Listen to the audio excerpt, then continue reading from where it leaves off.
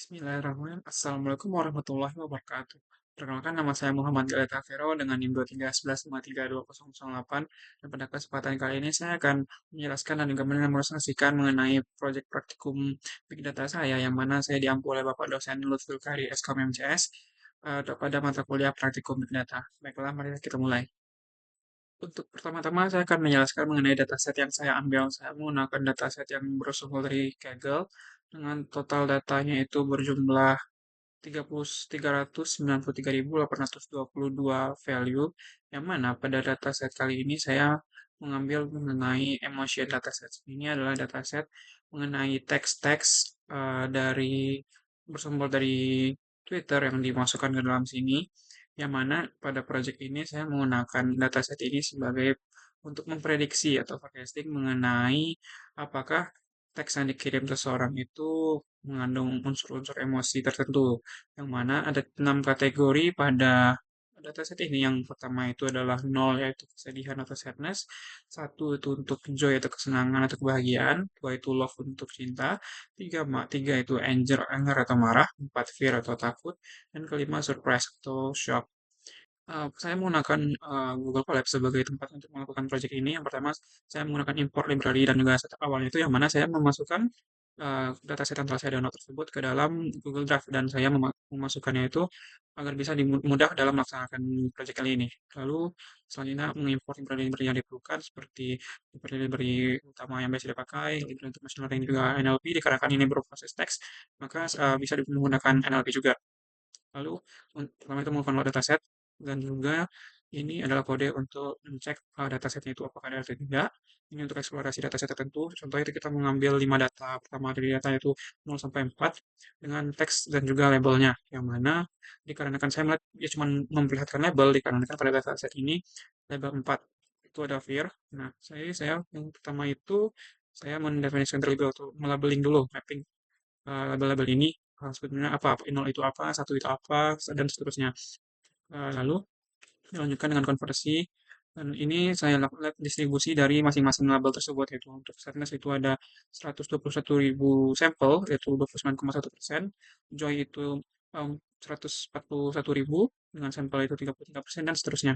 Lalu setelah melihat itu saya melakukan data cleaning dan juga pre-processing, yaitu melakukan handling missing value, dan didapati tidak ada missing value pada dataset ini. Lalu saya melihat duplikasi data, ditemukan 22.987 data duplikat, sehingga saya melakukan remove.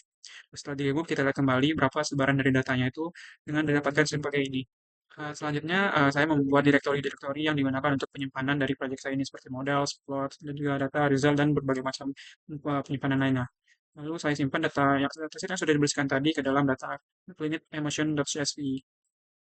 Lalu dilakukan EDA atau exploratory data analysis, dilanjutkan dan didapatkan distribusi dari masing-masingnya itu seperti ini, yaitu untuk label dari sendiri didapatkan seperti ini, dan untuk mempermudah saya juga menggunakan distribusi berdasarkan namanya, ataupun dianalisis panjang masing-masing karakter, distribusi jumlah kata per emosi. Lalu untuk dilihat workload-nya sendiri, di yang saya perhatikan bahwa untuk setiap emosi, rata-rata itu menggunakan kata feel, yang mana di setiap workload feel merupakan salah satu kata yang paling besar.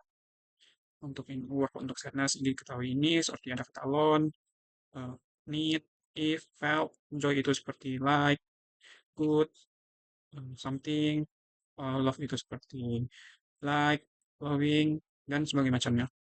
Lalu lakukan analisis kata unik masing-masing emosi didapatkan seperti ini.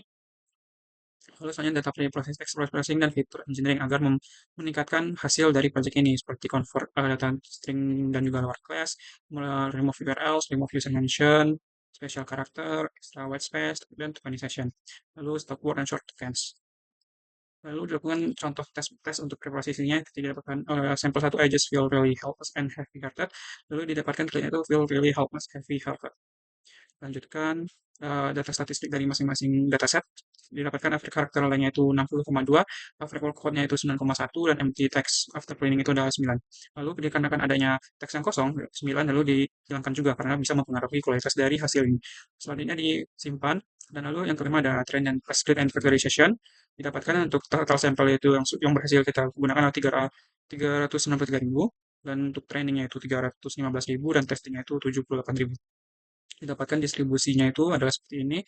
untuk jumlah masing-masingnya, factorization dengan TF-IDF, lalu fit dan juga transport training data didapatkan total untuk vocabulary size-nya itu 5.000, extract shape itu 31.000, 315.000, testnya itu 78.000, lalu disimpan, lalu selanjutnya adalah modeling. Modeling saya menggunakan 5 model, yaitu seperti Naïve Bayes, Logistic Regression, Random Forest, SVM, lalu gradient boosting. Saya menggunakan kelima-lima ini agar melihat dan juga mendapatkan hasil yang paling maksimal, dikarenakan jika saya memilih dua, saya belum tentu dua model yang saya pilih tersebut merupakan hasil yang maksimal. Jadi saya memperluasnya menjadikan 5. Lalu melakukan training pada model, didapatkan hasil trainingnya adalah ini, dan saya melakukan hyperparameter tuning pada salah satu model terbaik, dan saya mengambil itu random forest, lalu melakukan randomization CV untuk efisiensinya, dan didapatkan model yang terbaik adalah SVM. Melakukan evaluasi dan komparasi. Ini adalah detail dari komparasi dari masing-masing model yang saya pilih. Didapatkan memang SVM adalah mungkin SVM tidak memiliki tes akurasi paling tinggi, tetapi dia memiliki tes akurasi yang paling tinggi.